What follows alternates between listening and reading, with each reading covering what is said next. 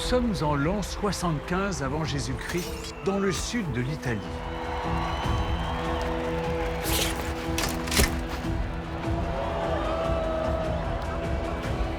Dans les couloirs sombres de cette arène imposante, un homme s'apprête à entrer en piste devant des milliers de spectateurs.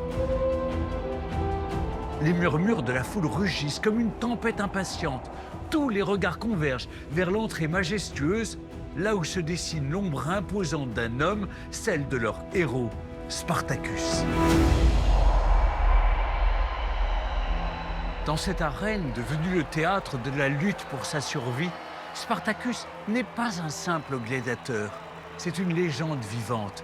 Cette terre rouge marquée par le sang des combats est le point de départ de notre aventure, à la recherche de la véritable identité de Spartacus, le plus célèbre des gladiateurs de tous les temps. Il incarne la rébellion, le courage et la volonté d'être un homme libre, bien plus qu'un simple instrument de divertissement sanguinaire.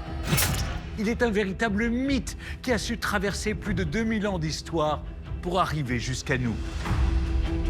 Mais qui est Spartacus? Est-il vraiment ce gladiateur dont le regard féroce éclaire un visage marqué par les combats du passé? Comment a-t-il réussi à soulever une armée d'esclaves pour marcher sur Rome et faire trembler l'armée la plus puissante du monde et provoquer l'une des plus importantes guerres civiles de l'histoire? Nous allons revivre minute par minute cette nuit légendaire où Spartacus se révolte pour changer ce destin qu'on lui impose. Nous allons découvrir comment lui et sa femme ont survécu aux conditions difficiles réservées aux esclaves de la terrible République romaine. Nous allons pénétrer dans l'univers fermé des gladiateurs et comprendre cette société secrète à travers les vestiges des villas et des palais italiens de l'époque, sans oublier de partir en Bulgarie, là où tout a commencé, où les anciens tombeaux des rois thraces témoignent de la richesse de tout un pays en proie à la colonisation romaine. Voici donc Spartacus et la révolte des gladiateurs.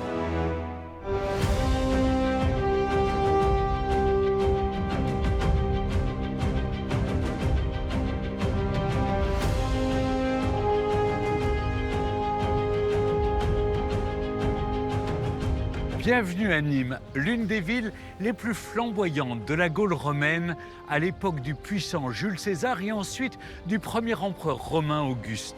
D'ailleurs, après la campagne d'Égypte, certains soldats d'Auguste s'installent à Nîmes et leur victoire est symbolisée par un crocodile enchaîné à un palmier.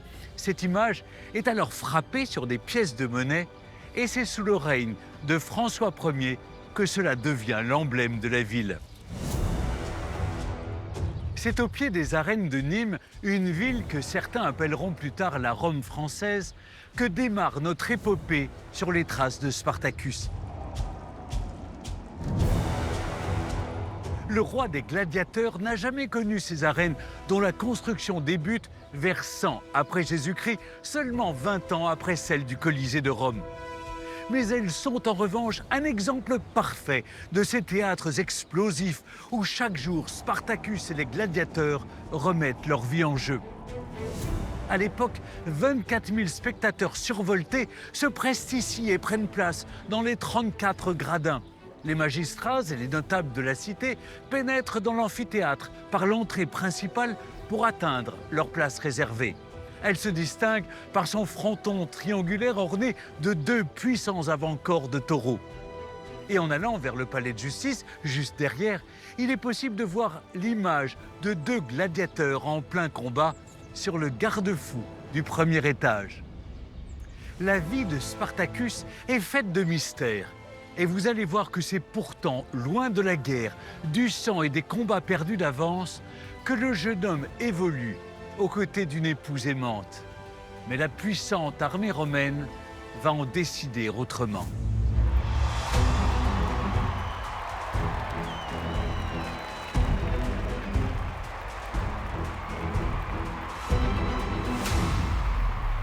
Nous sommes en Italie, en l'an 75 avant Jésus-Christ. Dans les arènes, le spectacle suit un rituel sanglant.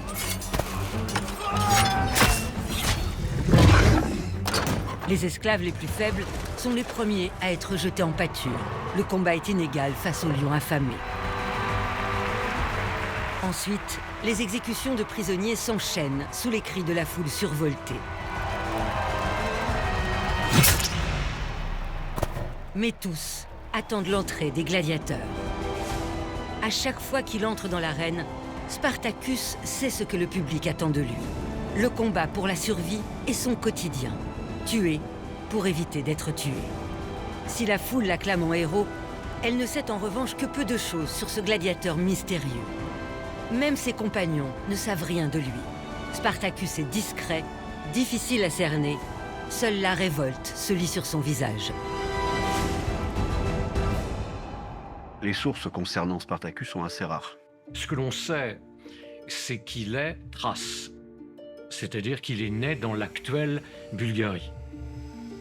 Spartacus est un personnage dont l'enfance, l'adolescence sont parfaitement inconnus. On n'a pas de sources qui viennent du côté des révoltés. C'est forcément des historiens romains ou grecs qui nous en parlent. Nous avons à peine une trentaine de pages. Donc sur une vie comme la sienne, c'est dérisoire. Les sources sont lacunaires et peu nombreuses parce que déjà elles sont tardives. Elles ont été écrites presque 200 ans après les faits. Il est présenté de manière très négative. Il a remis en cause le pouvoir de Rome et donc il est vu comme un personnage infâme. Les Romains n'ont pas voulu écrire sur lui parce qu'ils les avaient humiliés, en fait. L'histoire ne fournit que peu d'éléments sur l'identité de cet homme, contribuant ainsi à imaginer un peu plus la vie de ce héros.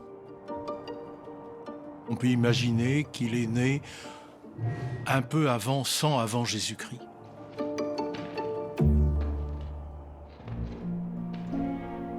Il n'y a aucune représentation iconographique, aucun dessin, aucune mosaïque, aucune sculpture, aucun bas-relief qui figurerait le visage, même la silhouette de Spartacus.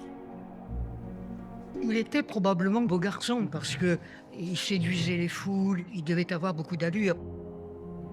Visiblement, Spartacus est un athlète costaud, robuste, qui doit être, on dirait aujourd'hui, beau gosse. Alors il a forcément un physique athlétique. Il est grand, il est musclé, il est viril. La femme de Spartacus est elle aussi originaire de Thrace. Mais les informations à son sujet sont presque inexistantes. Cela contribue à faire de l'épouse de Spartacus un personnage énigmatique.